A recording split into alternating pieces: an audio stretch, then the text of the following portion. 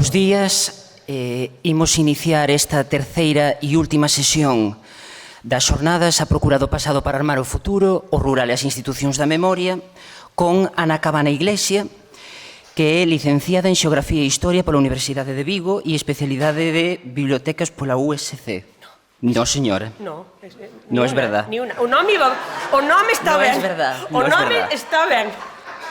Bueno, pero como Ana foi profesora miña no mestrado de Servizos Culturais aquí no campus de Lugo, na Universidade de Santiago, e tamén estivo no meu tribunal de TFM sobre o Arquivo Municipal de Teo, podo dicir que é investigadora da USC. Sí, hasta aí vas ben. É membro do grupo CISPAC. Xa está. E vai nos falar sobre o Arquivo Terra e Memoria. Totalmente. Así que cando queiras, Ana. Non o debín ter aprobado. Moitas gracias, Jesús. Moi bo día a todas e a todas. Bueno, é un placer para min estar aquí hoxe, participando activamente, porque xa disfrutei un montón, gocei un montón a mañá e a tarde de onte escoitando. Eu creo que é un sano exercicio ir aos congresos que non son da túa profesión, non? Porque o que era verdad é que fixen historia na USC, non de Vigo, non? Estou moito máis acostumbrada, pois ir, claro, a congresos de historia. Pero a verdad é que está moi ben ir aos de outra profesión, non? Que che fai abrir un pouco a mente a outras realidades, porque pese a que hoxe veño presentar un repositorio, un arquivo, cando penso nun museo, nun arquivo, nunha biblioteca, sempre me penso como consumidora, non? Sempre me penso indo ali. Entón, é un exercicio sano ver que pensa a outra parte, a parte dos profesionais que sirven tan amablemente, xenerosamente, a documentación cando a pido ou me informan cando dou unha volta por un museo ou asisto a unha biblioteca a calquera sesión. Por tanto, estou moi contenta da invitación e quero agradecelo a Bamad Galicia, a Olimpia López que dirixe e a Fundación Olga Gallego.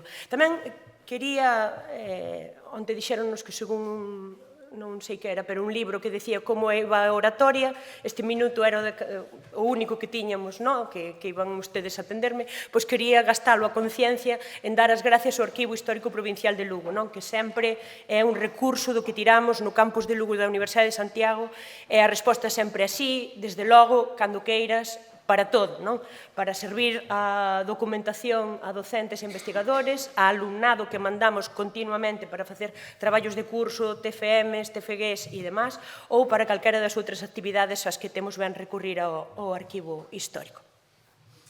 Pois veño presentar Terra e Memoria, que onte falaban de que, creo que era, non sei quen era, que decía, síntome un pouco impostor, que traballaba en Betanzos, Ángel decía, síntome un pouco impostor, eu non me sinto impostor, eu son unha impostora. Eu agora mesmo, neste momento, sí que son a responsable deste fondo, este repositorio de Terra e Memoria. Pero quen traballa día a día, quen colle o teléfono se vostedes chaman, quen está ali se van consultar, son alo menos estas dúas persoas e, por tanto, vai para eles que podían estar perfectamente aquí facendo esta presentación. Gustavo Herbella, xestor de Instagra do CISPAC, e Conchi López, agora mesmo contratada por un proxecto dentro do CISPAC da exhumación de fosas do franquismo, non? Eles, algunha vez, algúns bolseiros que fan, e bolseiras que fan ali o traballo de prácticas que teñen dentro do máster e do grado de Historia, son as persoas, como digo, que poñen no día a día a cara e o traballo máis directo dentro deste repositorio. Isto é o que aparece se vostedes van a internet. Terra e Memoria pretende ser un espacio de memoria do século XX e empeza por unha palabra que quería focalizar, que é agro. A memoria do século XX en Galicia pasa polo agro, porque vivan no agro, porque traballen do agro, porque saliran do agro e se foran. O agro marca todo, por tanto, é unha memoria de sociedades rurales, de comunidades rurales. E quería facer fincapé neste punto, porque, como saben, as comunidades rurales están, eu non diría que non están na documentación escrita, pero están infrarrepresentados na documentación escrita normalmente ou mal representados. Sempre sabemos deles por outra xente. Enfrentámonos ao que dice un labrego moitas veces a través do que dice un xuiz, a través do que dice un garda civil, a través do que dice alguén que é sempre, usando a Todorov, la otredad.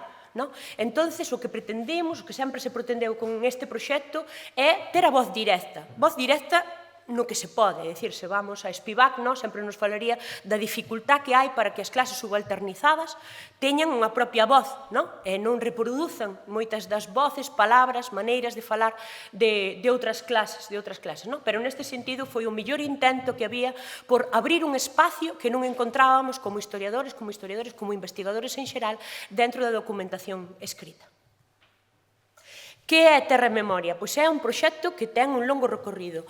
Terra e Memoria ten unhas raíces en Historga, Historia Oral de Galicia, que nace no 1987, da man dunha profesora, que era daqui, do Incio, Isaura Varela, dun historiador dos Países Baixos, Mark Wouters, interesado na Guerra Civil, e de Xurxo Pantaleón, naquela altura estudiante, recén licenciado en Xeografía e Historia, que vai ser o técnico no momento. Seguirá durante moito tempo Xurxo ligado aos proxectos de Historia Oral da Universidade de Santiago, da Facultade de Xeografía e Historia.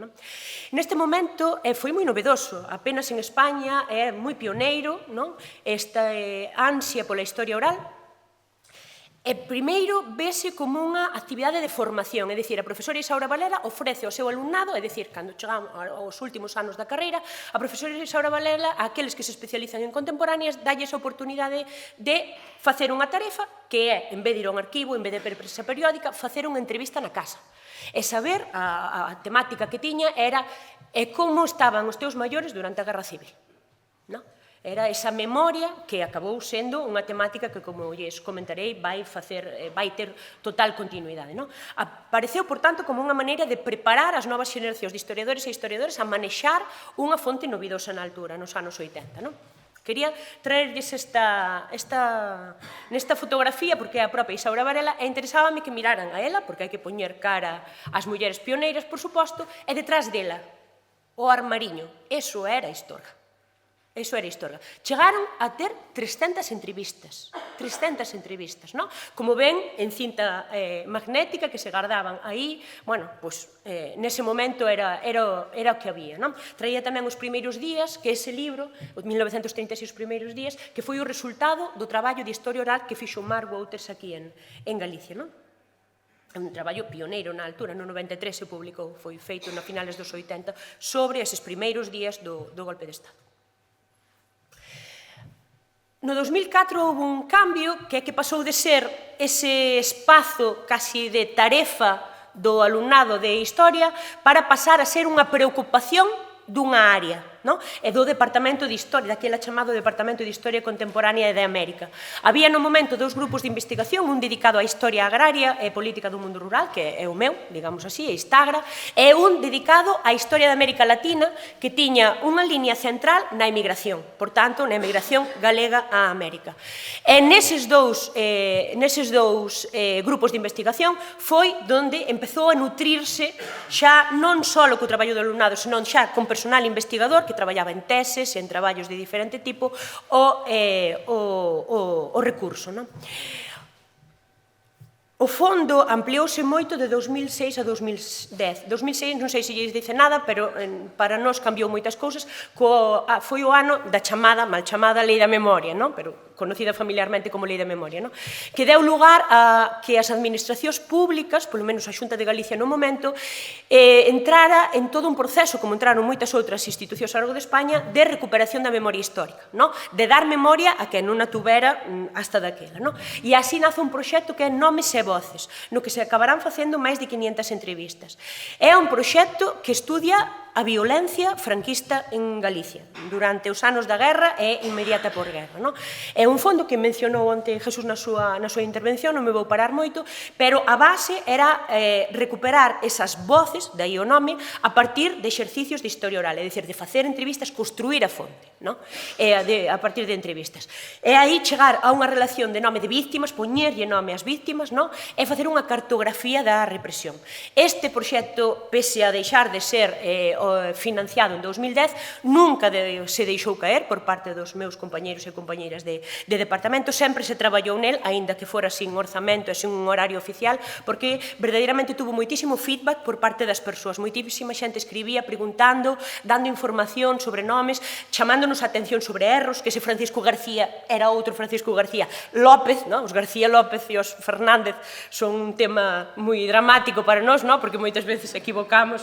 Entón, foi moi estupendo nese sentido, e teño que decir, para benizar aos meus compañeros e compañeras que traballaron máis directamente no Nomes e Voces, porque este ano foron premio da crítica en investigación en ciencias sociais e humanas por manter e por ter este proxecto. Como digo, este proxecto supuxo outras 500 ou máis entrevistas, 530 e pico, para o fondo.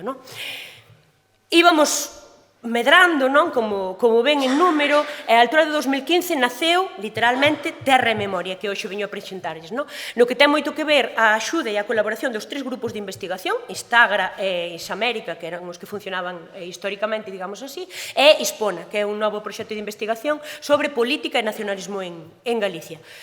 A iniciativa dos tres proxectos, que traballaban en historia oral os tres, e a financiación da Cátedra Juana de Vega, permitiu cambiar a maneira. Como viran desas cintas, pasamos a formatos máis contemporáneos. O avance tecnolóxico foi brutal desde os anos 80 hasta agora, e iso supoñía unha inversión moi alta para poñer a servicio da xente que quixera consultar, de investigadoras e investigadoras, todo o fondo.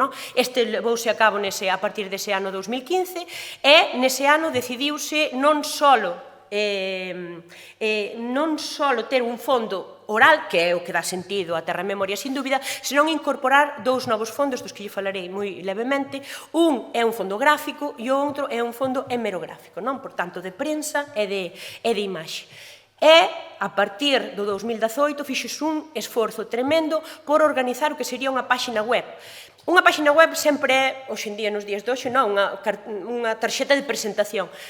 E parecíanos importante porque destes fondos sabíamos nós, a xente que traballamos máis directamente no departamento, na facultad, pero parecíanos que era un recurso que podía ser útil para moitísima xente, para interesados, para curiosos, para xente que gusta da historia, para xente que ten interés no franquismo, xente que quere saber algo sobre o seu pobo, sobre o seu concello, e a páxina web é o que nos permite ser un buscador onde alguén poida poñer un nome e a ver que sale, alguén poda poñer o seu concello e a ver que sale, ou demais, E temos, evidentemente, fondos residentes, é dicir, fondos do propio Terra e Memoria, e fondos asociados aos outros grupos, aos outros proxectos de investigación, como, por exemplo, Nomes e Voces, que pode consultarse na páxina web de Nomes e Voces ou directamente desde Terra e Memoria. Desde o 2023 demos un salto cualitativo no sentido de que temos sede.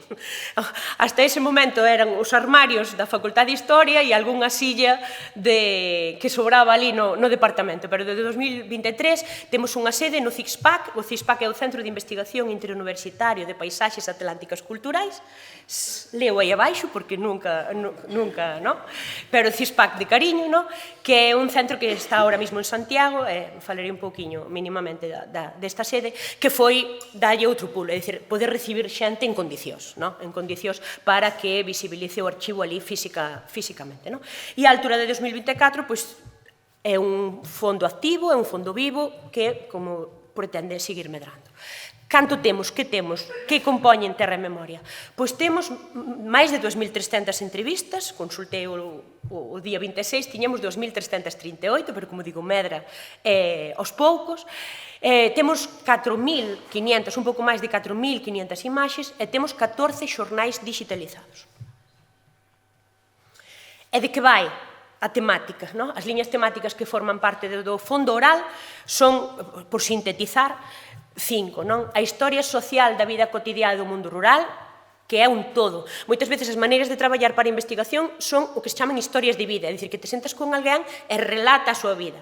Isto é riquísimo, porque alguén pode ir buscando o antroido, alguén pode ir buscando comida e información, alguén pode ir buscando as escolas e como era a relación das mulleres ou homes do mundo rural de tal sitio ca escola. É dicir, as temáticas desa idea de vida cotiá son moi amplias. Igual pode ver como se xestionou o cambio de cultivo ou a introducción dos tractores. É dicir, son temáticas moi amplias, pero que teñen moito que ver co mundo rural e ca Galicia do século XX. Dada a importancia que tivo Nomes e Voces, o golpe de Estado, a Guerra Civil e o franquismo, todo nun ámbito de violencia, do estudo da violencia, é outro pé sumamente importante do Arquivo Terra e Memoria. Igualmente, a conflictividade política e social durante o franquismo e a transición. Seguro que hai nomes que lle sonan a todos, os daqui, polo menos, o Baldaio, as Encrobas e demais. Tamén fixemos toda unha historia oral da xente que participara activamente, e que, hasta daquela, non tuvera esa voz propia de decir, por qué, estuvera ali, como e como protestara en tempos do franquismo e da transición. Como lles dicía, o exilio e a migración durante o século XX van ser fundamentais tamén. Hai moita información sobre a orixe de onde partían os migrantes, de onde eran, por que se iban, do que fixeron unha vez estado en Bos Aires, en Montevideo ou na Habana, e dos retornos. A información tamén das persoas que retornaron, entonces é bastante completo sobre a evolución, todo o proceso migratorio das persoas que partiron de Galicia ou que son de Galicia. E despois hai a gran categoría que é outros, que é infinita. Pero hai temas que temos bastante información, sin decir que poidamos ter un fondo. É dicir, se alguén quere facer unha tese sobre a División Azul, teria que complementar, pero podemos axudar cos fondos sobre a División Azul. Igual sobre guerras coloniais, nos que os galegos tamén tuveron bastante presencia, ou sobre o tren, e a chegada ao tren a Galicia, ou os primeiros usos que se facían do tren, ou donde tal. Son temas moi variados que eu creo que é moi rico o fondo, porque as conversas, a historia oral dá para moito, evidentemente. Os fondos orais, se vostedes entran en Terra Memoria, apareceríais algo así, a entrevista, temos un número, por suposto, un fondo de escritores, e despois información sobre o entrevistado, sobre os datos da entrevista, un pequeno resumo, como viña aquí, eu viña moi nerviosa por esta diapositiva, digo, vou na pasar rápido para que profesionales non lles dé tempo a mirar así moi ben, Nos tratamos, tratamos. Pero, bueno, eu creo que así, para unha primeira idea do que hai ou do que podes conseguir, é certamente interesante. Tamén están moi claramente os lugares dos que se fala, os lugares que salen na entrevista, porque o que sí que temos visto é que moitas das búsquedas son por lugar. Alguén que quere saber sobre un lugar, casi o que haxa, Entonces, os descritores xeográficos tamén é importante. Quería poñer en valor as doazóns, é dicir, aquí hai un traballo de investigadores, predoutorales, postdoutorales, de xente que traballa pos proxectos, de PDI, da USC, pero tamén moitas veces encontrámonos con actos de absoluta xenerosidade, como neste caso, por traer un, o profesor Xerardo Pereiro, do profesor Nautaz, en Portugal, que donou hai pouco 57 entrevistas que el fixera na RAIA, sobre a violencia e o franquismo. Entón, claro, é un aporte impresionante, temos moito que agradecer a moita xente que confía os seus fondos para que os custodiemos, os conservemos e os poñemos en consulta. Falaba do oral, falaba do gráfico. O gráfico vive do oral. Normalmente empezamos a ter fotografías antiguas ou das que sacamos nos mesmos cando traballamos nas nosas investigacións a raíz das entrevistas. É esa, seguro que o ven, que o visualizan, estás nunha entrevista e alguén dice, e mi padre, e saca a foto do seu pai. É esta idea de relacionar o gráfico ca oralidade. E empezamos a 4.500 temos, ou un pouco máis. Entón temos cousas moi interesantes. Moitas son fotografía e outras son fotografía de documentos, fotografía de aperos de traballo, fotografías dun día de festa, fotografías da inauguración de algo, é un fondo moi variado, pero que ten a súa relación na oralidade que guardamos. Normalmente, a fotografía está indexada aludindo tamén a un audio, no que se pode seguir. Bueno, eu sempre traigo, hai dúas que traigo, é igual do que fale, se falo de Monte Comunal, tamén os traigo. Unha é esa, que me parece maravillosa, que é de dúas nenas, non sei se ven, saqueinas do Terra e Memoria, como verían ustedes, é dicir, ca marca de auga, que tapa un pouco, pero son dúas nenas diante dun cementerio, nenas moi pequenas, era o 37, era Vigo, e acababan de matar os seus pais porque eran do Partido Comunista. Esa foto é un Potosí en sí mismo.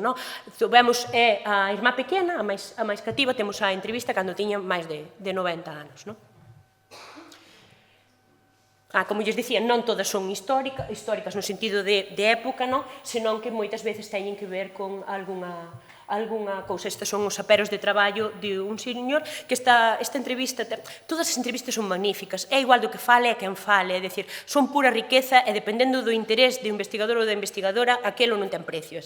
Traía unha que suele conmover en moitos sentidos porque só temos unha, e é alguén que sobreviviu a un paseo. É dicir, tiña 2 balas, aloxaron 2 balas na súa cabeza, pero logrou sobrevivir, tuvose que ir a Argentina, tuvo unha vida moi así, e claro, alguén que che conte como era poñerse diante dun, non sei, de alguén que te iba a matar, que te deixaran tirado nunha fosa, quen iba con el tal, é de moito impacto, non? Pero xa digo, non hai unha entrevista mellor que a outra, non, todo depende do que se queira ver, do que se busque, do interese da investigadora, non? En canto aos fondos gráficos, quería facer fincapé en algo que non fixen por oral, pero porque estamos en ello, que é as mulleres. Dentro do mundo rural hai unha clara subalternización extra para as mulleres. As mulleres temos ese abandono do espacio público, eu nunca empecé unha entrevista con unha muller do rural que non me dixera, pero mellor pregúntalle a Pepe. Pepe ven sendo o marido. Pepe sabe máis. Bueno, é igual que lle preguntes de como se fai o caldo, e Pepe nunca fixo caldo, non importa. Temos ese punto, que é moi... Eu non sei, eu para dicirche mal, ou tal, hai que solventar certas cousas ca oralidade, pero sí que pretendemos dar máis visibilidade aínda ás mulleres. Pero neste caso quería tamén facer fincapé nos fondos gráficos sobre mulleres. Aquí son todas interesantísimas. Josefina, esta foto estaba na cadea en Segovia. A outra é dunha muller que condenaron a 6 anos, era unha fuxida, a súa familia, a familia Varela, foi destas familias que mataron o pai, os irmãos estaban na guerrilla, é dicir, destas vidas truncadas absolutamente polo golpe de Estado, pola dictadura, pola súa violencia terrible. E a segunda que lles digo que levo a calquera sitio sin importar do que fale é a de Elsa Oimil. Elsa Oimil foi unha das rapadas, non sei se lle sona, pero rapar unha muller no franquismo era unha maneira de violencia como poucas outras, Era unha violación en toda a lógica do corpo, da dignidade, da honra, de todo, Elsa Oimil, ao pouco de sanar, porque normalmente non era só rapar o pelo, facíanche moito daño cando te rapaban, dabanche aceite de ricino, estabas enferma varios días, así que sanou, puxose a mellor camisa e foi sacar unha foto. É das poucas que temos de mulleres rapadas galegas, se non a única. Entón, xa digo, vai comigo, onde quere que vai. E despois teríamos os fondos hemerográficos, que temos 14 xornais que lles decía, temos digitalizados e en consulta 10 deles. É un fondo bastante curioso porque sacámoslo a partir, teño aquí os títulos que tamén nos poden ver na propia página web, son de primeiro de século, están moi relacionados con prensa agrarista do primeiro tercio, é dicir, de un movimento tamén republicano, son xornais republicanos e agraristas, definiría eu, de diferentes sitios de Galicia e demais, que viñeron como un todo. A neta do editor de todos estes, que era un asturiano que acabou en Galicia, un crente verdadeiramente no agrarismo, é moi activo, era xornalista, moi activo editor, tiña todo eso, e cando fomos falar con ela, os meus compañeiros, de feito, foron falar con ela por outra cousa, apareceu, e el abuelo tenía isto, que si queréis, e quixemos, entón temos, verdadeiramente moi ben, porque é prensa local, prensa, xa digo, agrarista e tal, de primeira parte do século que agora temos en disposición. Hoxe o Terra Memoria ten espacio, e teno aquí, traio unhas fotos deste espacio maravilloso que está en Santiago de Compostela, na Cidade da Cultura, no edificio Fontán. É o gabinete de imaxe que ten ese edificio, onde se aloxa o CISPAC tamén, e entón aí é onde hoxe podemos permitirnos dar cobertura a aquelas persoas que teñen interés por escoitar, casi sempre, e ver os fondos que hai en Terra e Memoria. Temos un correo onde atendemos o mellor que podemos, atendemos tanto a aquelas persoas que saben a tiro fixo, é dicir, que entraron na página web, miraron e interesanme estas, ou yo quería saber, na medida das posibilidades. Como veremos despois, explicaréis un pouco as nosas posibilidades. Seguimos digitalizando cousas, tanto prensa como fotografía e demais, e recibimos moitas consultas e moitas visitas, máis das que probablemente podan... Temos un número, hai veces que xuntamos 6 e hai 15 días nos que non ven ninguén, é dicir, moitas veces temos dificultade cos espacios, pero é moi requerido tanto por investigadores ou alumnado que está facendo teses, que está facendo TFMs e demais, como xa digo, un número moi variado de investigadores de todo tipo que deciden usar estes fondos. E non só galegos, Vale. Vimos arriba con esta diapositiva e voulles falar das fortalezas do arquivo. A mí unha cousa máis importante que me parece é que é un proxecto colaborativo e cooperativo, no que o alumnado da Facultade de Historia é fundamental. Desde 1984, casi todo o mundo que pasou polas aulas de Historia e fixo contemporánea participa. Eso é fundamental, porque chegamos a familias que de outra maneira nunca teríamos chegado, porque xusto non foron represaliadas, xusto non emigraron, pero esa historia non é menos, e nunca, en ningún punto, unha historia menos, como digo. Entón, permítenos chegar a moita xeografía, a moitos perfiles que de outra maneira non teríamos.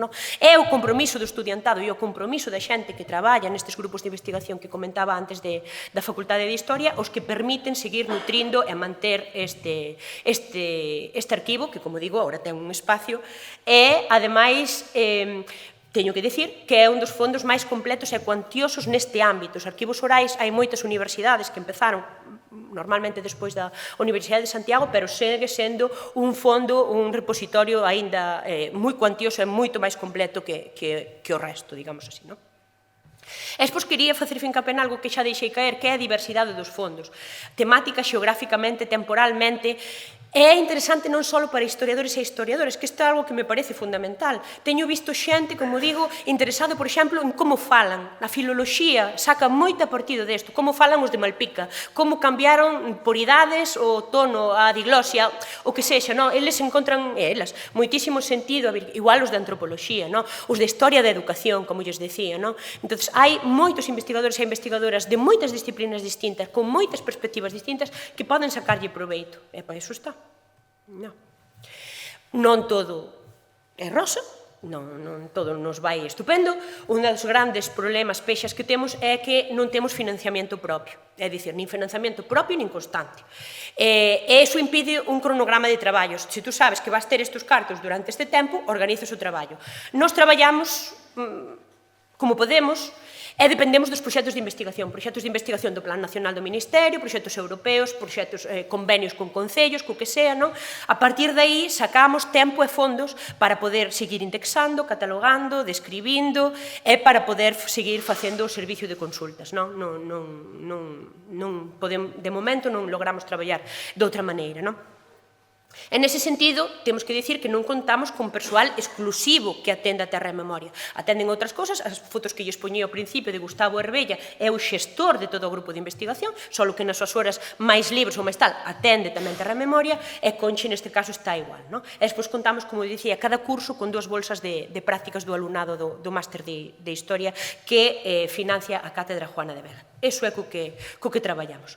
E teño que dicir, para que perdonen todos se non iba ben o do catalogación, indexación e tal e cual, que non temos a ninguén versadísimo, especializado e técnico de arquivos, que sería ideal. Pero, bueno, sí que é certo que a xente que traballa acabou o grado de Historia, donde, como saben, sí temos materias que, bueno, nos dan un mínimo, unha idea de como facer, non?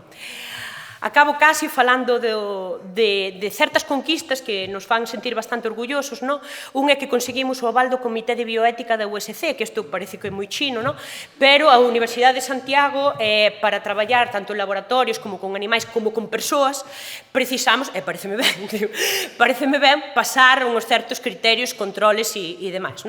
Neste sentido, o Terra e Memoria sí que traballa co aval do Comité de Bioética da USC. Tamén conseguimos ter protocolos estandarizados que teñen que ver tanto con os permisos para gravar a conversa, os permisos para usala, os permisos de depósito e de consulta, xa ter todo estandarizado. Igualmente, conseguimos que casi todos os fondos estén xa digitalizables, que iso foi unha labor, pasar da cintiña foi unha labor tremenda, vale? E casi todo está consultable. O que temos, tan pronto temos, sí que o pasamos para consulta, sí? E despois, sí que teño que dicir que unha das conquistas a futuro que temos é que os grupos, conforme outros grupos de investigación ou outras iniciativas que se están a facer, nos conocen, sí que é verdad que temos boa simbiose ou creamos rede de maneira doada que axuda moito a mellorar e manter o arquivo Terra e Memoria.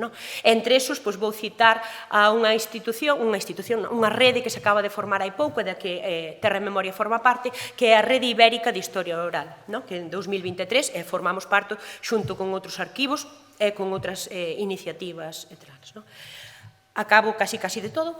coas últimas achegas, era por comentarios un pouco como nos nutrimos, que está chegando últimamente. Normalmente o que facemos é cerrar o proxecto e despois ese proxecto é cando pasa esas entrevistas, unha vez que o investigador ou a investigadora leu a tese, fixo os seus artigos, tal e cual, pasa a este repositorio.